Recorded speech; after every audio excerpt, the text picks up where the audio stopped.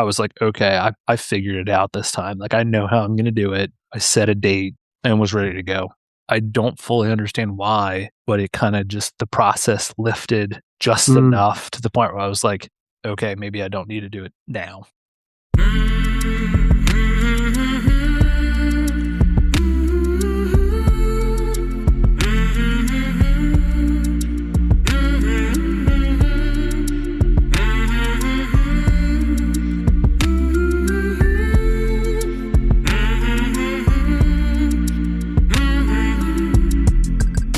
Hey there, my name is Sean, and this is Suicide Noted. On this podcast, I talk with suicide attempt survivors and ideators so that we can hear their stories. Every year around the world, millions of people try to take their own lives, and we almost never talk about it. We certainly don't talk about it nearly enough, and when we do talk about it, and when I say talk about it, I mean engage with people in pain, often profound pain. Many of us, most of us, are not very good at it. We're really bad at it, by and large. So one of my goals with this podcast is to have more conversations, and hopefully better conversations with survivors, in large part to help more people in more places hopefully feel a little less shitty and a little less alone. And now, if you are an attempt survivor or ideator and you'd like to talk, I'd love to talk with you. Please reach out. It's real simple. hello@suicidenoted.com.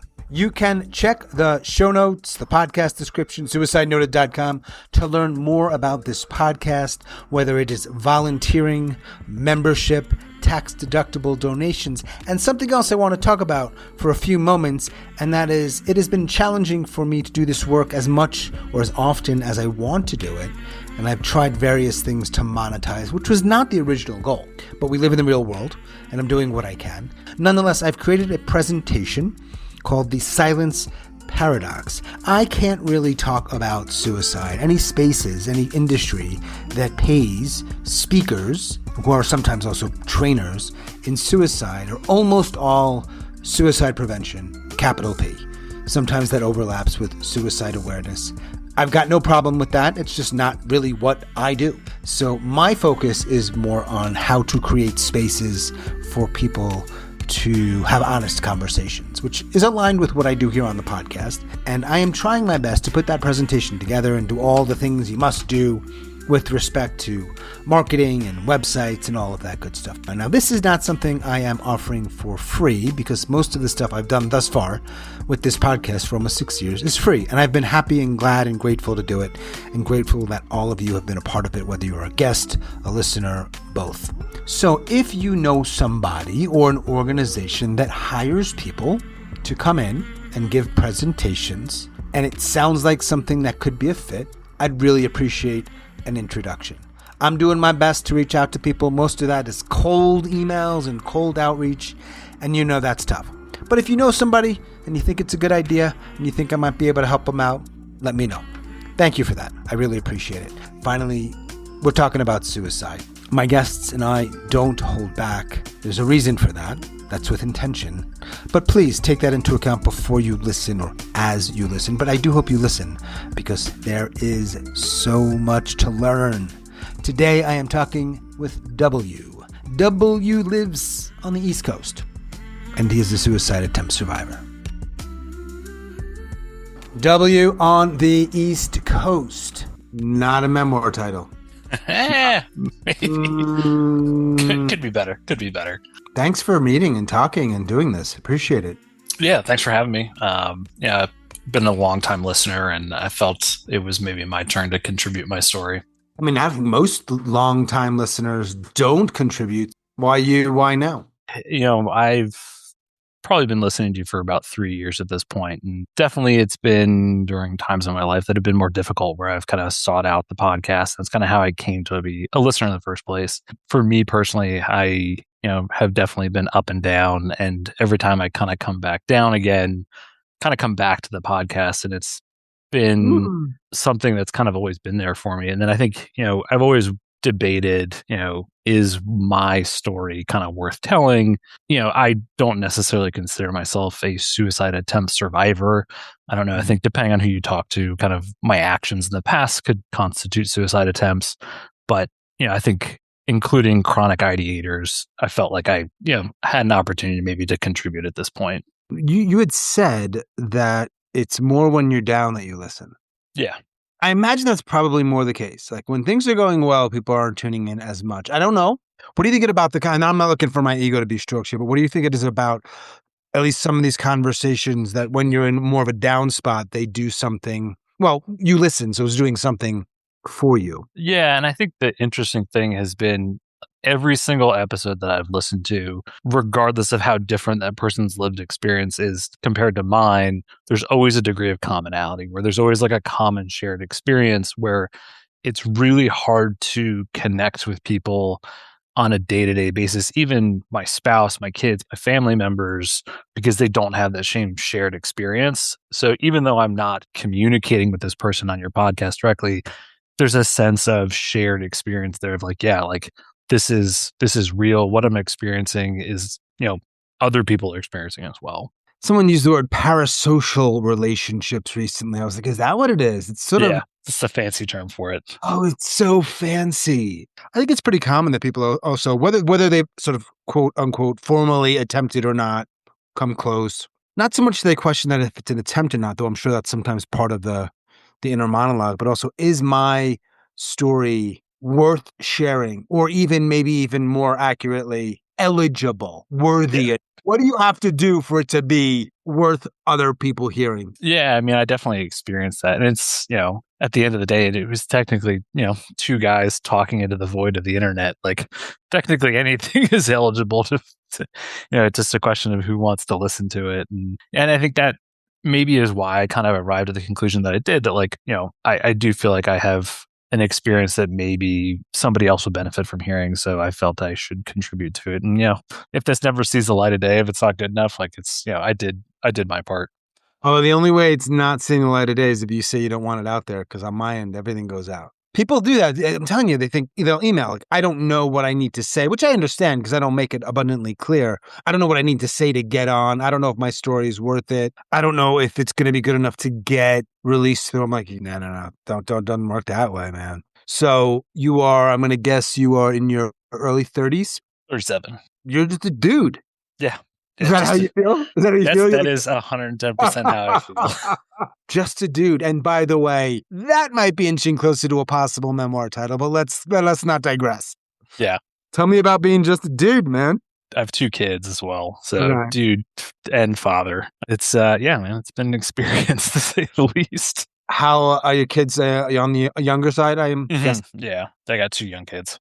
Okay. 2 young kids. All right. You got a house. So the question is, I guess, a few years ago, you started listening. What's going on 3 years ago that you even think about looking for something like this? So I had obviously kind of been going through a rough stretch of my life. We had relocated from another state for a job and basically thinking that everything was going to work out and be great. And ultimately things were not great. The job ended up being pretty terrible. And I'm unfortunately still working at the same job currently, and just kind of went into a little bit of a spiral of where I'm at in my life. There's just a lot of expectation, with kids and work and my wife, that you can kind of just keep on doing what you're doing to keep the boat afloat. It feels like a trap in a lot of ways. And I think the challenge is when you're trapped and then you don't see a way out of the trap. 100%. As somebody that, has chronic suicidal ideation, that's kind of the first thing that kind of comes up in your mind. And I think where it becomes really difficult is when, it becomes month over month over month and doesn't get any better. Chronic suicide ideation, is that something that started around 3 years ago, or is that dating back years? No, and I think that's the interesting thing, because I think a lot of people you've had on your show have started at a really young age. For me, the first time I can remember having suicide ideation was 10, persisted kind of all through middle school, multiple episodes in high school, multiple episodes in college. It's just kind of been something that has kind of chronically flared up in my life. And I think what's been the challenge is just as my life has gotten more complicated and there's more people relying on me, it's made kind of getting out of these, people would maybe call them depressive episodes, but where you're really in a kind of state of chronic suicidal ideation, just really hard to get out of. You got a wife. You got 2 kids. Yeah. Unless you're in the 0.035% of the world, you got to show up for them. Yeah. And you want to end your life sometimes. Yeah. And I think that's the challenge, because obviously, like, my wife knows that I've experienced suicide ideation. It's difficult because obviously when we talk about it, it makes her upset. Therapists have told me this. She's told me where it's just like, your kids need you. You have to not kill yourself. And I think the challenge is a lot of times with suicide ideation, you are able to kind of mentally flip that around of like, well, I'm a shitty parent. I'm doing a terrible job. They're better off without me. And that then allows you to kind of continue on that same thought pattern. So it's like, I feel like that's one of those big misconceptions that you can tell people like, oh, think about your children, but like you can easily think about your kids and kind of go the opposite direction with it. And that's been my experience. Everyone's unique, but like easily can flip it. Yeah. Easily can flip. And that is the huge misconception. Easily can flip it. Their life is better without me. That could be full stop right there, or that can be an internal story monologue that goes on for, pages and pages. Yeah, and I feel like a lot of times it even then makes it worse because then you're feeling bad about the fact that somebody's telling you you're going to, harm your kids. That then means you're even a shittier parent, and then it feeds back in on itself. This loop, man, it's the loop of the loop. When you said at 10 years old and then through high school and college and beyond, I know you met your wife at some point. You obviously had a couple kids. You used the word episodes. Were you referring specifically to like depression? Yeah, I mean, there's been times in my life where I've been depressed and not suicidal. And then there's definitely times where I'm depressed and suicidal. And it's usually during periods of higher stress, maybe some, life changes and, maybe things not going the way that you expected them to and going through difficult times and it just keeps coming back. If I were on the East Coast where you are, and I see you on one of the days in which it's high stress, high depression, or low depression, depending on what word you want to use, thinking about ending your life, even if it's kind of passive, would I see you any different than I do right now, or you at work, or you in the kitchen, or you in your car? Would I visibly see someone flipping the fuck out or going so calm it's scary? What does it look like? To be honest, I don't know because I obviously haven't seen myself. I think I would assume like you wouldn't be able to tell. Yeah. I think in 95% of settings, especially, with my line of work in healthcare, I interact with, strangers, for lack of a better term, multiple times a day. And I've definitely done that while having suicidal ideations. And I would assume that the vast majority of them either don't notice or, no offense to them, probably don't care enough to notice, which is not what they're there for. But so I think in that sense, like, yeah, I think a lot of times you wouldn't know. I wouldn't be surprised if some of those people you cross paths with in that hospital, some of them have been feeling the same way and you didn't know. Yeah. There's just no way there's usually no way to know unless you talk about it. Usually. I guess, we can get extreme and be like, if you have a gun pointed at your head, but that's rather extreme. Yeah. Doctors, man, they struggle. Tough gig. Yeah. It's interesting because it's like, I've reflected on this a lot. And I think it's maybe, it's the environment, but then I think it's also the type of person that kind of takes that path. And I think for me specifically, reflecting back, having kind of maybe more depressive episodes, more kind of chronic suicide, like you definitely have a sense of like what you do needs to be important. Like I don't think I would have been happy being, an accountant. And I think it just wouldn't arise to the level of feeling like your work was, relevant. Yeah. So I think there's, I've worked with a lot of people in healthcare, and I think anybody that is in healthcare can tell you that it definitely attracts some interesting personalities. Yeah, and it's an environment, an ecosystem, and also like you're the ones that are smart. You're the ones that I'm playing a little game here, but you don't need help. You're the helpers. Yeah. Yeah, and I mean it's that, and then it's interesting because I've had multiple therapists, and one of my therapists was like, "Hey, like, are you okay to keep working?" And I'm like, "Yeah," because that's literally the last thing that goes. Like I will sacrifice my kids, my spouse, personal care. That's literally the last thing. Wait a second. Are your kids are young? Is your wife? I know she knows you're doing this. Is she going to hear this episode? No, I mean, I think she would understand that, and just in terms of she lives it. I mean, there's plenty of times where we've got something planned, and I get called, and hey, I gotta go. I'm on call probably 1 out of every 4 to 5 weeks, and it's on. I'm not a trauma surgeon, but there's you get called in the middle of the night, you get called on weekends, and you sacrifice time with your kids, time with your spouse. And then I think the other thing is there's definitely interactions at work that are stressful, and that stress doesn't get returned at work, that stress comes with you. Well, yeah. And gets unloaded at home. I was a public school teacher for a little while, and it's like, yeah, you don't. I mean, I didn't just boop, off home. It just stays with you. Different dynamic, but nonetheless, it stays. Yeah, I think there's a lot of commonalities in school teachers and healthcare providers. There probably is. You're right. Yeah, that's interesting. I stopped doing that work a while ago. It's probably a blessing, but there's certainly, it's not so black and white. I miss aspects of it. It's not the Sean Show. When you heard the podcast, 34 years old, 33, 34, you'd already been in therapy at points in your life. Had you tried any sort of medications to try to help your mental health at that point? No. So I really didn't engage in medication until this, recent kind of 3-year stint. And it's been an interesting experience. I've equated it to kind of astroturfing in the same way. Like, it's not grass, it's astroturf. Like, you Right. can feel like I should be happy right now, and I know what this feeling is, but it's Right. not the right feeling. It is complicated. You're right. I'm guessing you're a pretty private guy, so I'm guessing, and you'll tell me if I'm wrong. So I'm guessing she's the only other human in the world that knows we're talking, referring to your wife. Correct. Do you think there are things that you may say here that she would be surprised to hear at all during our conversation from beginning to end, or too soon to know? To be honest with you, I don't know. She's definitely been my main person with regards to kind of helping me navigate the situation. I know it upsets her. Yeah, I guess I don't know if there's anything that I haven't told her. This is a question I probably have never asked, and it's almost an impossible question to answer, but is all of this in your life and the things, especially in the last few years, easier or harder if you're not married? Ooh, yeah. I guess I think the challenge is it's this whole concept of like, wherever you go, there you are. So like, if you change your circumstances, if you're married versus not married, like, is it going to make a difference? Like, in that sense, I don't know. I mean, being married and having kids definitely contributes stress. I think it's one of those things that it, maybe consolidates. Or I guess I'm going to be objective about it and say, we know that, specifically men that are married generally have better health outcomes. So I would say in that sense, I guess I'd probably be worse off if I wasn't married.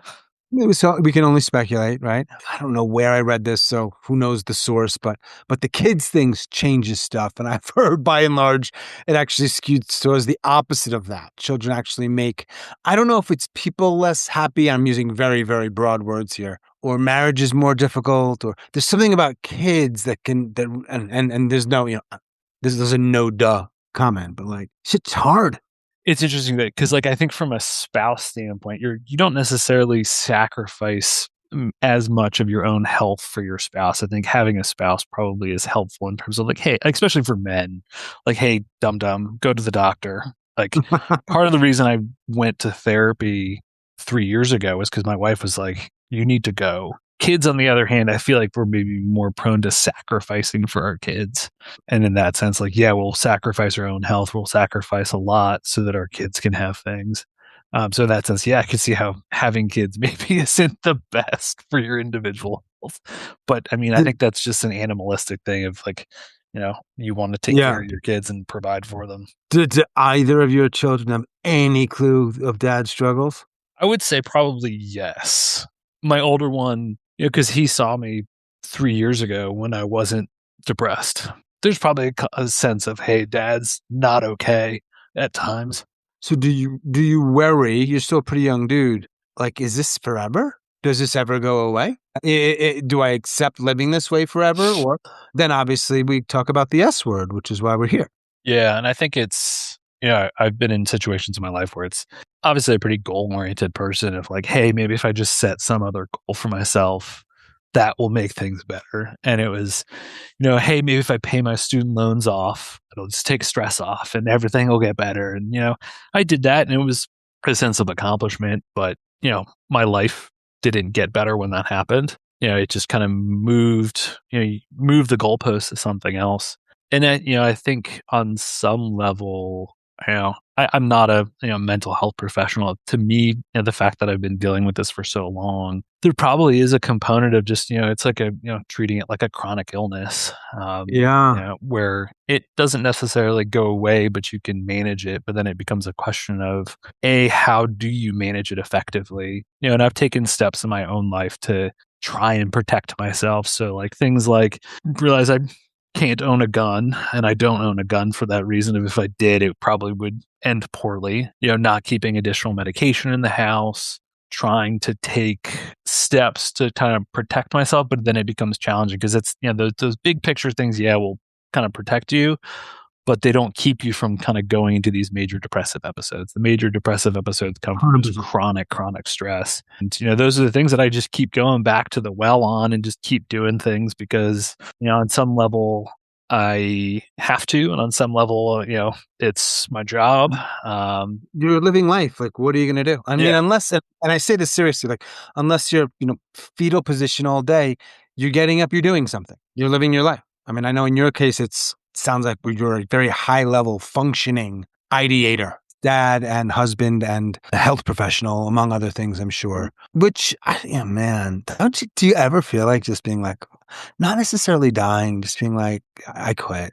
Yeah, I mean, I think anybody that's been in my situation, there was one time where I was just sitting in my car at work, just totally burned out. And I was like, I'm just going to go drive my car to the airport and get a plane ticket and say, fuck it. It's a fun thought experiment. It's almost never going to work out well. Yeah, it's never going to work out well. Like, what the fuck are you going to do when you get there, wherever you're going? Yeah, right. You've thought it out. You've got that kind of brain too. Also, you're like, well, so what's actually going to happen? However, where were you going? The thought process was I didn't have my passport on. Oh, right. So I think I was going to go to like U.S. Virgin Islands. That was the thought. Okay, so somewhere a little exotic, but you didn't need a passport. Okay, but then you'd get off the plane and you'd be like, and you'd check into a hotel and you'd walk around the beach and you'd have a drink. I don't know if you drink, but you'd have it. And it's like, and then what? Yeah. I mean, unless you're just going all out and getting crystal meth and it's done. Yeah, and then you got to deal with, especially with having kids and having a spouse, of just like, if you're not there for them, the first thing you're going to think about is, I'm not there for them. And then I'm a piece of shit. Yeah. And so, like, you're never going to, if you run off to the U.S. Virgin Islands, you're not going to get away from that thought. That thought's going to be even worse. You say you're not a suicide attempt survivor, but you started thinking about it at 10 years old. Do you have a sort of quote unquote, just a middle class, quote unquote, normal life? And at 10 years old, it starts happening. On top of that, though, is there stuff going on at home or at school, external? Like what's life like that at 10 years old? And then obviously in the ensuing years, it starts to creep in. Looking back on it, I definitely wouldn't say I've had a difficult upbringing. There was always, challenges, and, there was always like some bullying components that occurred at school and maybe got reinforced at home as well. It almost feels like just there's this inane response to stressful environments of where, some people say, oh, I'm going to go act out or I'm going to go do this. And I think for me, it just internalizes and it builds to this point of you're like, hey, like you're not worth being around. You probably should kill yourself. It feels a lot of times like once that groove is established, that becomes the groove that your mind kind of falls into every time you run into these really stressful situations. Yeah. This is where humans are fascinating and complicated and nuanced. It's like, you just said that about you just said what you said, but then you go on and you go to medical school. Yeah. Like, so those two can coexist. You could be this high achieving person with goal-oriented person, this kind of, but also be battling all of that other stuff, which I just find fascinating, which might sound like a slightly insulting word. I don't mean it that way. It's just like objectively almost, which kind of helps me in my role here. Like, wow. Yeah. And I mean, if I'm being honest, like some of it may be privilege of, my upbringing not being all that difficult and having support networks and things like that where, when things get bad, there isn't a baseline stress of, challenging social circumstances that kind of derail you. And like, I think the fact that I've been able to get where I am, is more so than just that I haven't completely blown everything up at one point. Yeah. It doesn't sound like you were coming home every night to, a father that was beating the shit out of you. No. Or whatever it might be, right? Yeah. Or maybe a certain type of who knows? It could be any number of things. Yeah. Trying to figure this out, and you've got the doctors. Have you got a diagnosis that you agree with? Yeah, I mean, like chronic depression is definitely a diagnosis that I feel like I agree with. Beyond that, I haven't, to be honest with you, it's, I've resorted and kind of relied mostly on therapists, where at the point that like I don't see that many psychiatrists where you're getting kind of formal diagnoses. So, is there another diagnosis out there that fits better? Maybe. To be honest with you, at this point, like I'm still trying to figure shit out. And if there isn't one, there probably will be one at some point. Yeah. They're still coming up with new ones all the time. They're trying to fit them, seeing if they got to come up with the next DSM 6 or 7 or whatever they're on at this point. Right. 100%.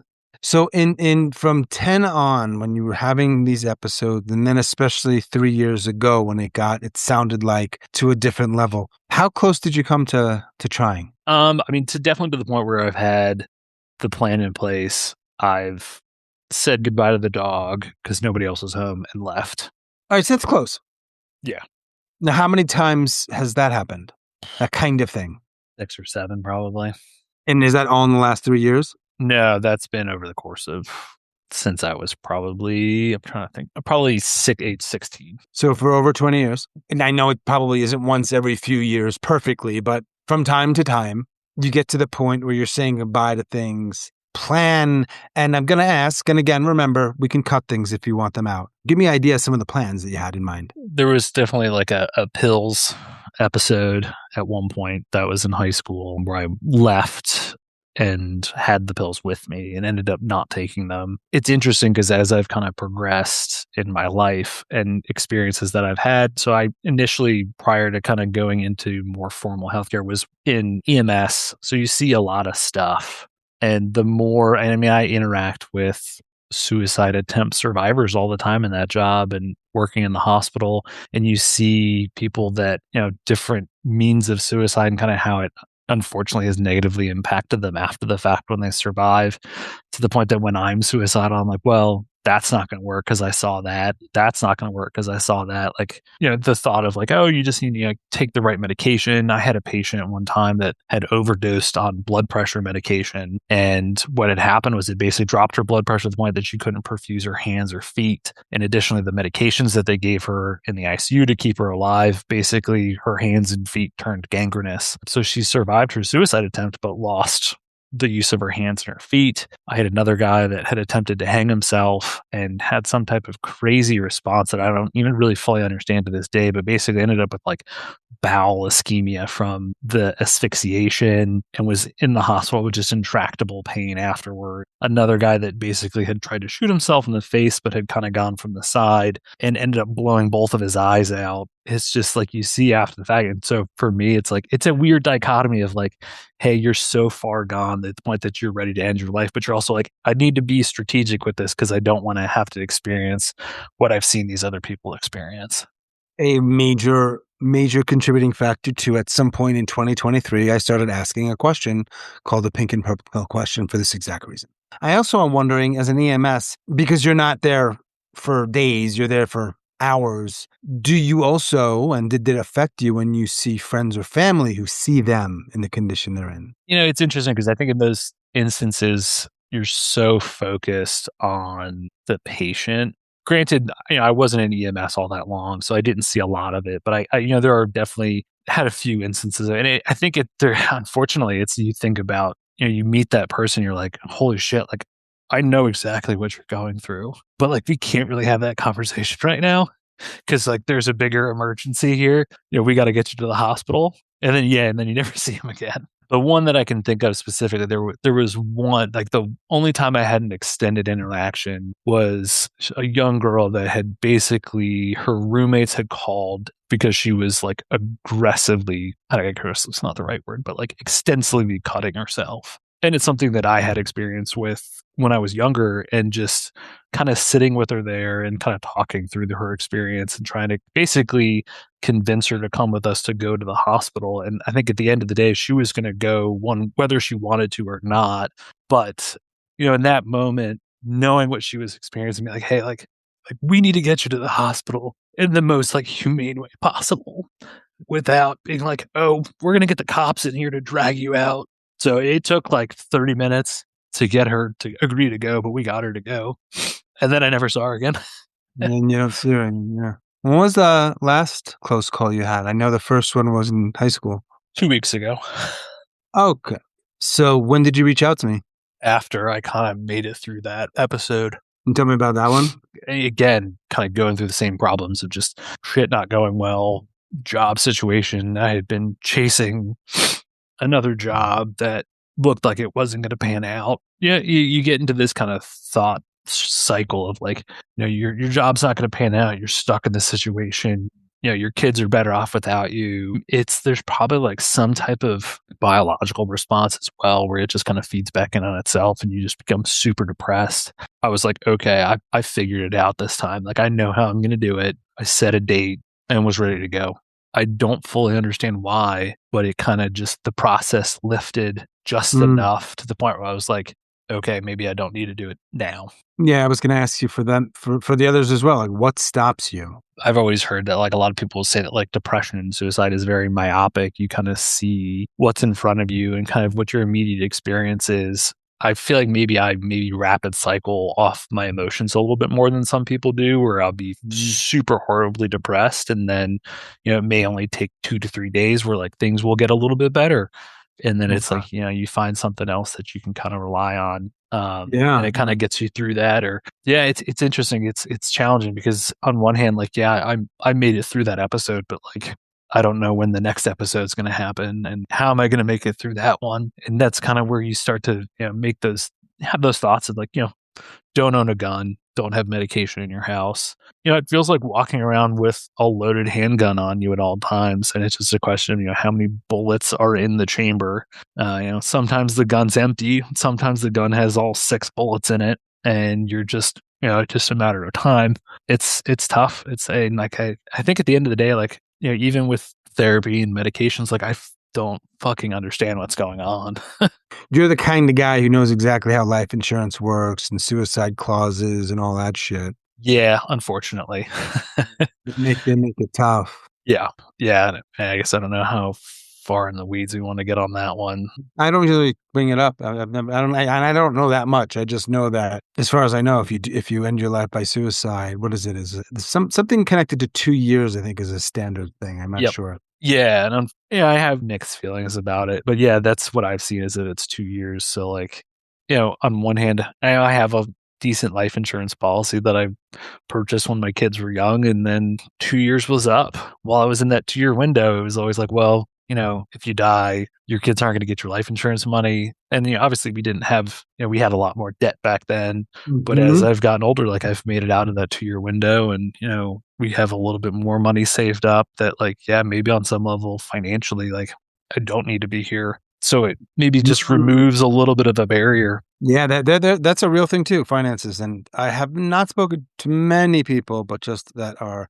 really of sound mind. And sometimes we're struggling in these kinds of ways, but trying to think of a more sort of, this is a rational decision. I'm getting older. It makes rational sense for me not to be here for my kids or for whomever, for my spouse. That's a real thing. I think those kinds of people are less likely to look for and or reach out to me to have this conversation, but they're out there. Did you ever go to a hospital, stay overnight? No. And I've had kind of mixed feelings about it to the point where, should I have gone? Probably. Did my wife want me to go? Yes. It creates a little bit of a barrier in therapy. Like, have I had providers tell me that they're going to, what do they call it? Like a 5150 or whatever it is, like involuntarily commit me? Like, they've definitely threatened it. And unfortunately, I'm in that moment. Good's maybe not the right word, but maybe tactful enough to be able to back out of it to the point where they are isolated enough from a liability standpoint that they're not going to do it. Change your language a little bit, change your tone a little bit. Sure. Yeah, which is kind of part of the reason I wanted to come on the show is just like, this is probably one of the very few spaces where you can say, I've been suicidal or I am suicidal, and you're not at risk of somebody locking you up for 3 days against your will. Very few spaces where that can exist. Very few. So how many people in the world know about any of your near attempts? 3. Wife, and then my parents know about 1 attempt in high school. All right, so this is on the DL, as we say, for the most part. Yeah. For now, how many people do you have in your life to talk to about these things and not hold back and not feel worse during or after the conversation? Very few. And I think I'm probably not the only person that experiences that. And I think probably men as well, like you probably don't feel comfortable having these conversations with their male friends. Mhm. I have one female friend that I think I've had conversations with and I'm comfortable having those conversations with. Yeah, I mean, therapist, and that's about it. I know if I'd asked you this question a couple weeks ago, the answer might be different, but I'm talking to you today on a Tuesday in January 2026. It's crazy. Do you ever wish that in any of those near attempts you went through with it? And we'll make the assumption that it would be you would have completed. Yeah, I mean, I think and this is the challenge that I have, is just how on a bad day and a good day, it's two completely different things. Like today, I'm on a good day, and I would say, yeah, no, I mean, I think I've had some good experiences today. Feeling okay. There's sunny outside. I don't feel that way, but 2 days ago, yeah, I probably would have said yes. And I think the opportunity to have had it go through prior to my kids being born. Fortunately, I think that's been a big challenge for me. It's like, obviously, like, if I were to commit suicide and how negatively it would impact my kids, but if it was they didn't exist, that would be a very different experience. Yeah, and something you brought up that I think about often is what is it like when I'm talking to somebody on a Monday versus a Friday? In their life, the Monday could be they're really down, and on the Friday they're not. And it's Yeah. like, is it a radically different conversation? Well, I mean, a lot of the stuff is still the same, but there's a different tone to it. Not much I can do. It's just, for some people, it's different. When you're in a bad place, what, if anything, helps? How do you cope? And I think that's the challenge, is it's when you're in a bad place when the things that you use to cope don't work. What used to work? It's interesting. So for me, it's always been distance running. So I kind of got into distance running in college, just as like hey, like, do a marathon, see if you can do it. And, started training for it and realized that like training for it, like I felt better. My kind of probably baseline, it probably treated some baseline depression. Yeah, chemical stuff. Who knows? Yeah. And so it's like, oh, this actually helps. And then it became, the interesting thing, it then became like a big part of what I do. So, I now probably run almost every day. And I think the challenge is, as I've gotten kind of into these really bad depressive episodes, A, it becomes really hard to do physical activity. And B, when you do it, it doesn't provide the same relief. I hate to use the drug analogy, but it feels like where the drug isn't effective, so then you try and do more and more of it, to the point that I got into like ultra marathons at one point, seeing if that would help. And it kind of feeds into itself. On one hand, you're trying to get that relief that you normally would get from it, and then on the other hand, you're like, hey, if I set a more challenging goal for myself and hit that goal, maybe I'll feel better. And then you do it and you're like, no, that Well, didn't help. this is like one of the misconceptions a lot of people have, right? Is like sometimes this advice people give is it's not helpful because the thing you think is going to help in some ways hurts. Like as the example you just gave is, it used to help. Now it doesn't do anything. It makes it worse because now what the fuck am I going to do to feel better? Yeah. Yeah. I mean, there's definitely the feeling of like, even like something as simple as like playing video games, where it used to, you used to get some enjoyment from it. If you're horribly depressed, it does nothing. So you don't even want to engage in it. And then it also, you feel bad because you're like, oh, that thing that I used to enjoy is kind of meaningless at this point. Yes. What's the longest distance you've run without stopping? Maybe, a quick water break counts, but that's fine. 50 miles. 50 miles. Where was that? The JFK 50 miler. What is I don't know 50, but what is your fastest time for a marathon? 26. I'm not fast. So like I think I've run a couple sub 4s, but I'm definitely not fast. Right. I was just thinking like, I knew it. He was going to say he's not fast, but it's going to be under 4. And it's still pretty fast, bro. That's is that about a 10-minute mile? I'm guessing. I don't know. I think 10 will get you 4:20. So you got to do like a slightly under, like I think 9 will get you under 4. Yeah, that's over 26.2 miles. Yeah. Yeah. In New York, I don't know how much you know about it, but it ends in Central Park, and like a quarter mile before it ends, I think it's 59th to 57th Street. So people are finishing, and they're almost always going to make it. They've made it. Mm-hmm. There's just a little bit more. You turn right, you're in the park, and 3. I used to go at like the 4-hour mark. So now, and I'd stay for a couple hours. So when you get to like 6 hours, people are, and they're still running, man. Like if you don't get chills from watching them, Yeah.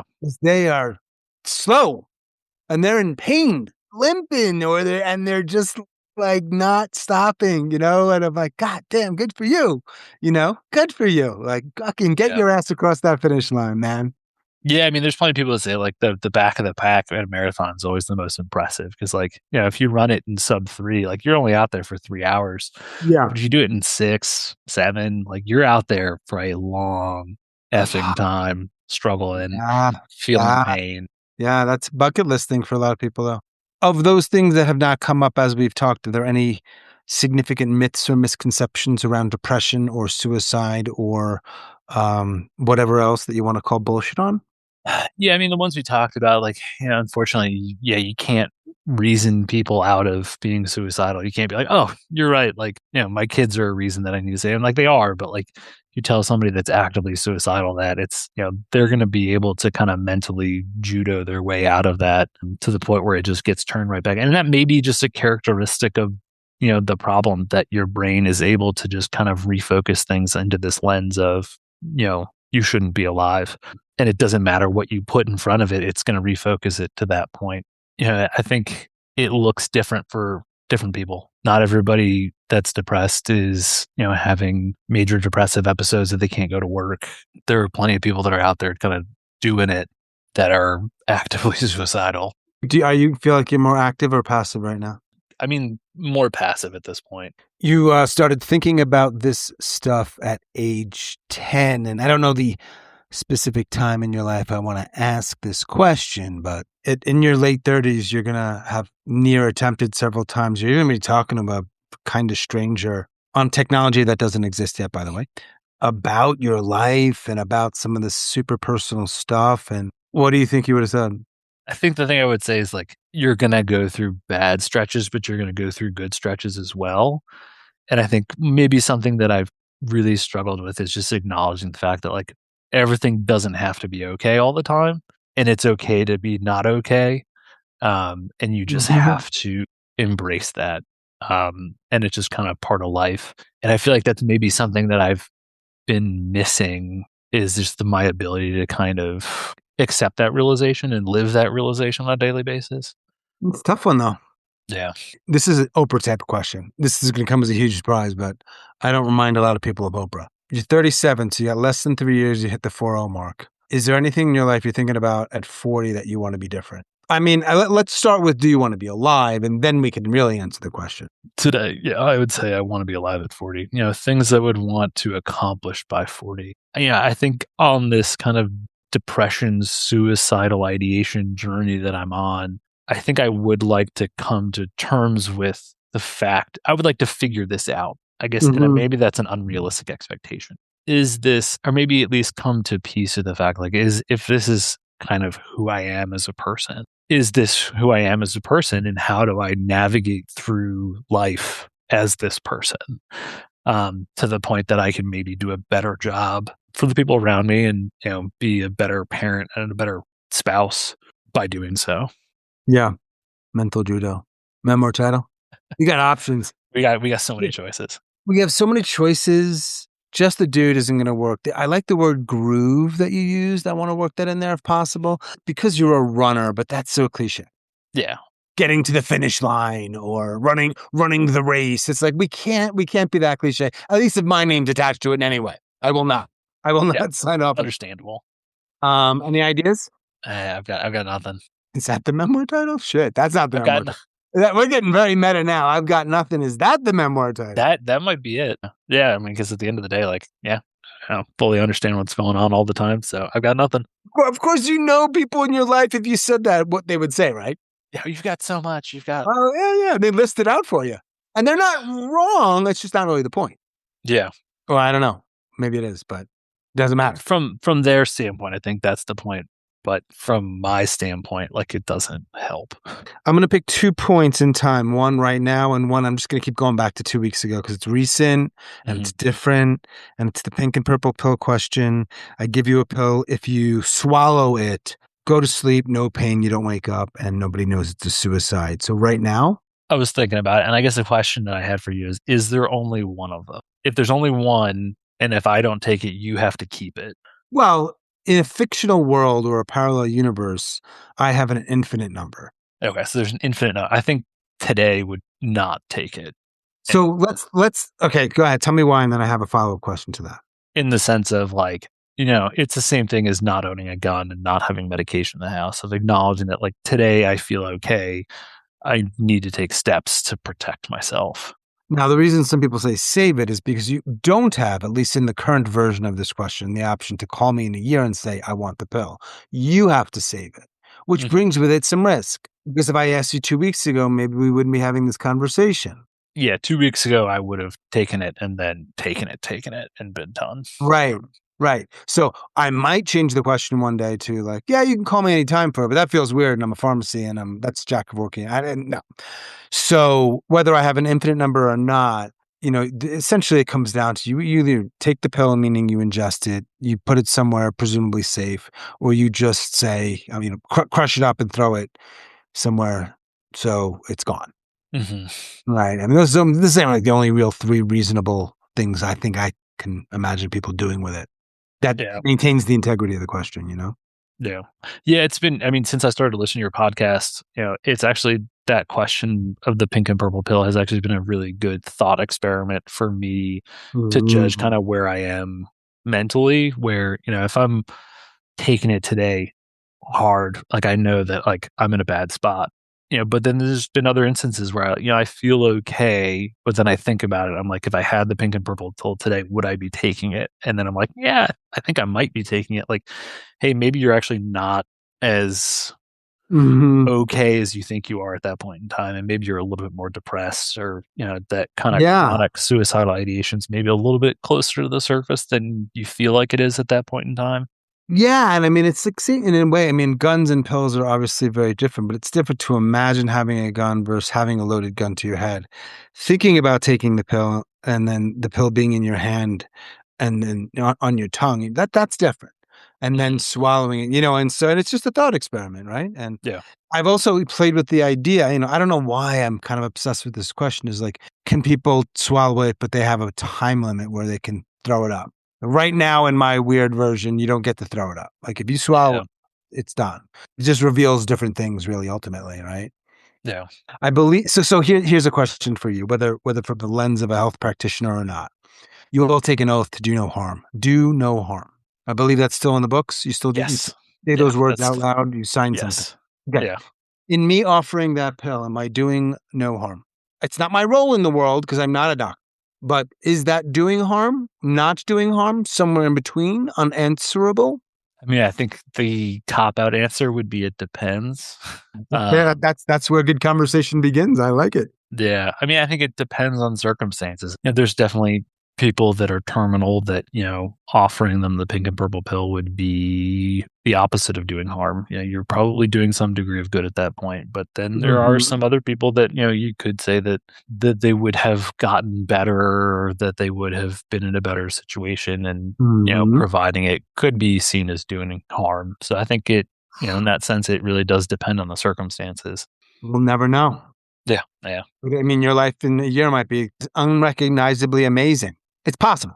Yeah, it's possible. The other weird experience that I've had is like I've gone through periods of time where I've had no suicidal ideation. So like, I can think of a period of around 4 years where I was, it didn't happen. Were there, episodes of depression in there? Probably, but there just was never suicidal ideation in that period of time. I wonder what was going on differently there. You have any idea? To be honest, it was during COVID. On some level, it was just maybe a reduction in life expectations. Being in healthcare, like I still went to work, but maybe our work volume was less. We had less people coming in. There were less social engagements that we were expected to follow up on. You weren't expected to see, travel for family and things like that. I think it was a very simple, low key time of like, go for a run, go to work, chill out, go for a run, go to work. So interesting. Interesting because the immediate connection for most people, and for many, pain, suffering, death, this is dark, bad, but for other people. And then to kind of like what you're pointing to and some of my own personal experiences was like, oh, that's actually kind of how I want to live my life. I don't want people dying because of it. Yeah. I don't want it to be a virus that we can't figure out. But like this podcast started because of COVID. Yeah. But only not because of COVID, but because I could have started a year earlier, but it's just like everything just felt simpler and easier and quieter. And I was able to do things that I probably wouldn't have done. I don't know for sure, but like, there are more viruses coming. So this isn't the virus podcast. And I'm not trying to get people all worked up, but a lot of shit going on in the world and it can be dangerous. You still got a dog? Still got a dog. What kind of dog is that? Like a pit bull mix. Oh, okay. You wrestle with him?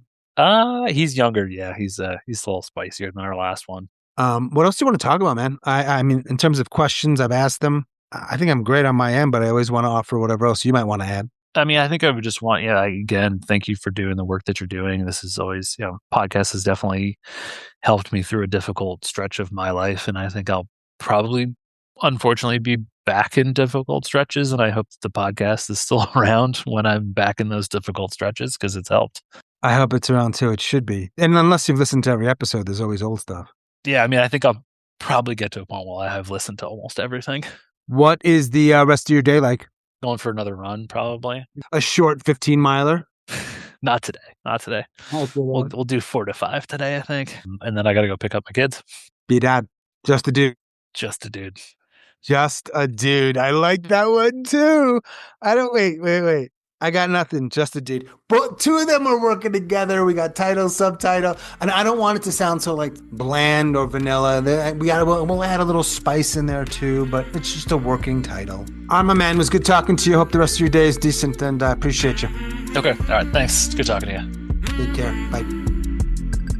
As always, thanks so much for listening and all of your support. Special thanks to W on the East Coast. Thanks, Dubs. If you are a suicide attempt survivor or ideator and you'd like to talk, I'd love to talk with you. Please reach out. hello@suicidenoted.com. You can check out our weekly poll on Spotify. You can, if you'd like, and you think we deserve it, give us a 5-star rating on Apple. Thank you for that. And that is all for this week's episode. Stay strong. Do the best you can. I'll talk to you soon.